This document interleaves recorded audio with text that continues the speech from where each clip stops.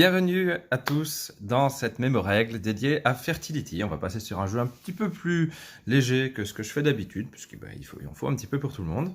Allez, on démarre tout de suite avec la mise en place. Alors on va commencer par placer ces plateaux vallées au centre de la table, reliés évidemment avec ces petits trucs pour que ça tienne. Donc on met 3 plateaux si on joue à 2 ou 3, ou on met 4 plateaux si on joue à 4 joueurs. Placez la tuile de départ sur le petit logo tuile de départ qui va être le plus au centre du plateau. Donc quand il y a 3 plateaux, c'est forcément celle sur le plateau du milieu, mais à 4, ça va être celle qui est le plus proche du centre. Alors on va maintenant prendre un certain nombre de tuiles vallées au hasard, qui va dépendre du nombre de joueurs. Donc on en prendra 46 à 4 joueurs, 35 si on joue à 3, ou 24 si on joue à 2. On en fait une pile face cachée à côté du plateau. Voilà. Ensuite, chaque joueur va prendre 3 tuiles vallées qu'il va placer devant lui, face visible. Puis, on va faire une réserve face visible de 3 tuiles. Chaque joueur prend maintenant un plateau métropole et place un marqueur blé sur la case 0. Placez les différentes ressources. Donc on a les bovins, on a l'albâtre, le raisin ou la fleur de papyrus. Donc faites-en une réserve et placez-les à côté du plateau de jeu. Pour terminer, prenez les tuiles quartier, faites-en une pioche près du plateau et révélez-en 4. Chaque joueur choisit maintenant un des 4 types de monuments et les place devant lui, comme ceci. Alors, les joueurs vont prendre leur tour à tour de rôle, et quand c'est leur tour, ils vont avoir 3 phases à jouer. Premièrement, ils vont prendre une de leurs 3 tuiles vallées et la poser sur le jeu. Alors, la règle de placement, c'est comme les dominos, c'est-à-dire que il faut avoir au moins une partie de votre tuile qui coïncide avec une tuile déjà en jeu. Donc ça, c'est ce qu'on appelle les scènes. Il y en a 2 scènes dessus, donc il faut avoir au moins une scène qui coïncide. Ici, par exemple, j'ai ma scène de papyrus qui coïncide avec celle de la tuile de départ. Voilà, donc on peut très bien avoir par exemple ça, ceci. On ne peut pas recouvrir ni l'eau, ni le blé. Par contre, les cases ressources comme ça sont faites pour être recouvertes. Alors, avec quelque chose d'identique ou non, on peut très bien le recouvrir par exemple avec cette tuile, ici. Voilà. Ensuite, on va gagner des ressources suite au placement de cette tuile. Alors, voyons voir comment ça marche. Chacune des 2 scènes de votre tuile va rapporter des ressources pour chaque scène identique connectée. C'est-à-dire que par exemple ici, je vais gagner pour là et pour là 2 bovins. Donc je prends les ressources correspondantes dans la réserve et je les place à côté de mon plateau. Ici, je prends 2 bovins. Ici, par exemple, je gagnerai un albâtre, pour être connecté ici, et un bovin. Ça, c'est la première manière de gagner des ressources. Ensuite, admettons que je place ici, donc je gagne un papyrus. Si une de mes scènes est connectée à un champ de blé, je vais gagner du blé. Pour chaque case de blé à laquelle je suis connecté, je vais gagner un de blé. Donc ici, j'en gagnerai un, mais si j'avais pu la placer comme ça, j'en gagnerais 2. Alors quand on place un domino, il faut toujours être connecté à une autre tuile. Donc là, je ne pourrais pas la placer comme ça. Donc pour chaque blé que vous gagnez, vous allez augmenter votre marqueur sur votre plateau de 1 cran. Maintenant, si vous recouvrez une ressource du plateau, donc là, si je recouvre par exemple la fleur de papyrus, je vais gagner une fleur de papyrus, en plus de mon bovin par exemple ici. Enfin, dernier exemple, admettons que je place ça comme ça.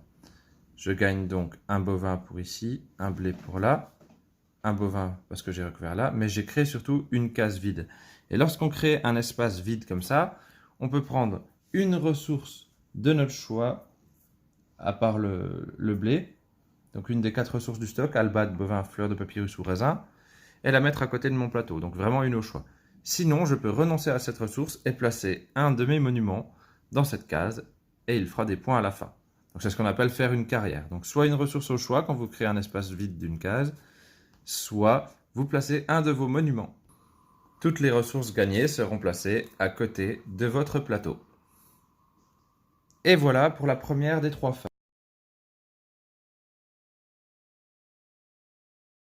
La deuxième phase, vous allez pouvoir construire une tuile quartier. Donc vous en prenez une des 4 disponible et vous voyez qu'il y a le coût en haut à droite. Donc vous allez devoir payer ce coût en ressources. Alors vous n'êtes pas obligé de construire un quartier évidemment, hein. Donc par exemple si je veux ce quartier-là, je vais devoir payer 2 ressources au choix. Alors par exemple je peux très bien payer un albâtre et pour payer par exemple avec du blé, je recule mon blé d'un cran. Voilà. Une fois que vous avez payé ces ressources, vous allez placer ce quartier sur votre plateau métropole. Et maintenant, vous avez désormais accès aux boutiques de ce quartier. Alors, à savoir que toutes les ressources qui seront déjà placées sur votre plateau ne peuvent jamais être retirées. Donc, vous ne pourrez pas utiliser ces ressources pour payer votre nouveau quartier. La dernière phase, ça va être de placer vos ressources encore disponibles sur vos boutiques. Alors, chaque icône peut accueillir une ressource. Et on va voir comment fonctionnent et quels sont les différents types de boutiques. Le premier type de boutique, c'est celui qui fait que quand vous placez la ressource correspondante, vous allez gagner les points en fin de partie. Par exemple ici, si je mets un albâtre, j'aurai 3 points en fin de partie. Le deuxième type de boutique, c'est ceux qui convertissent un type de ressource en un autre. Donc par exemple, si je mets ici une fleur de papyrus, je gagnerai immédiatement 1 de blé. Donc les boutiques qui convertissent les ressources, c'est un gain immédiat. Vous avez les boutiques qui rapportent une icône Dieu. Donc par exemple ici, je vais gagner la statue du Dieu en question pour la fin de partie si j'ai placé la ressource correspondante. Et en parlant des dieux, cette icône-là, c'est un dieu au choix en fin de partie. Donc ça vous permettra de prendre un dieu différent, puisqu'il faut avoir des dieux différents, c'est une collection de statues de dieux différents pour gagner des points. Vous avez les boutiques qui nécessitent une ressource au choix du joueur pour être activée. Donc par exemple ici, un raisin par exemple, peut me faire 2 points à la fin. C'est au choix. A l'inverse, on a les boutiques qui pour une ressource nous donneront une parmi celles présentées.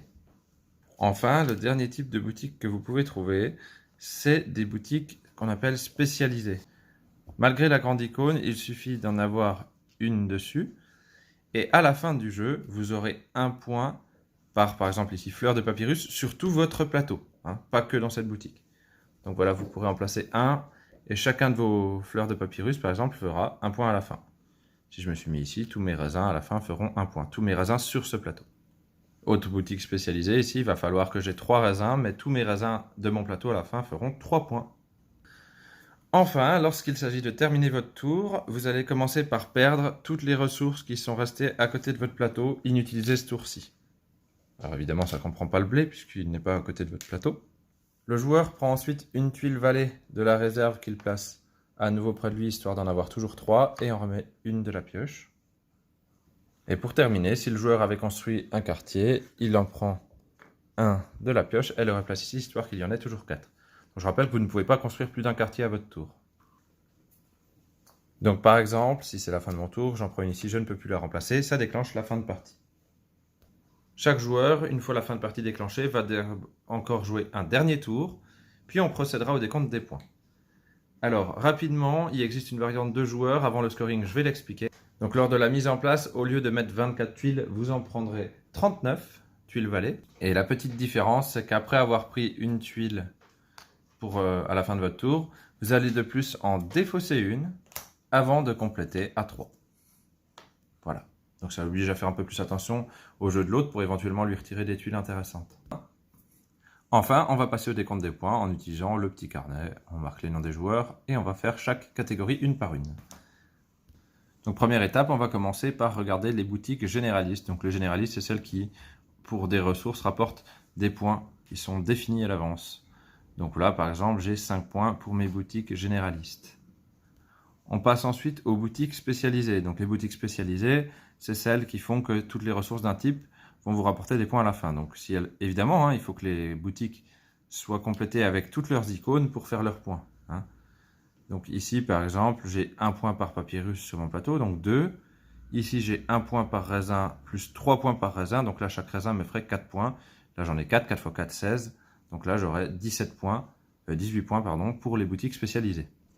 Donc voilà, hein, s'il manque une icône sur n'importe quelle boutique, elle ne produit pas son revenu. Hein. Pareil, ici, si j'ai que le bovin, par exemple, je n'aurai pas la statue au choix. Et la troisième catégorie, c'est justement les statues de Dieu. Vous allez regarder combien vous en avez de différentes. Les identiques, ça sert à rien. Donc, sachant que ces symboles-là peuvent devenir la statue de votre choix. Donc là, par exemple, j'en ai deux différentes. Le barème des points est indiqué sur votre plateau ici. Donc là, deux différentes, 4 points par exemple. Pour terminer, on va regarder les monuments et c'est le joueur qui en aura construit le plus qui gagnera 15 points et le deuxième joueur à en avoir le plus en gagnera 7. En cas d'égalité, les deux joueurs marquent les points. Donc voilà, des égalités pour la première place, tout le monde aura 15 points. Des égalités pour la deuxième place, tout le monde aura 7 points. Il faut évidemment avoir construit au moins un monument pour gagner des points. Et en cas d'égalité pour la première place, on attribue quand même les points pour la deuxième place. Dernière catégorie, le blé. Le blé, c'est très simple. Vous regardez sur votre plateau. Selon votre emplacement, vous gagnez plus ou moins de points. Donc ici, si j'ai 7 de blé, j'ai 23 points. On totalise ces 5 catégories de scoring et le joueur avec le plus de points remporte la victoire. Et voilà, c'était la mémo-règle du très plaisant Fertility. J'espère que ça vous a plu. Je vous invite encore une fois à vous abonner, même si la mémo-règle que vous cherchez en question n'est pas encore là. Elle arrivera peut-être un jour. Et voilà, c'est toujours une petite recherche éventuellement avant de jouer à un jeu si vous voulez revoir s'il y a une mémo-règle disponible. On aura également d'autres tutos sur les origamis pour faire les rangements. Notamment le prochain, ce sera des petites coupelles pour poser les ressources de chaque joueur. Voilà, à très bientôt. N'hésitez pas à partager la page, à vous abonner sur Facebook. Le lien sera dans la description de la vidéo. Et à tout bientôt. Allez, salut!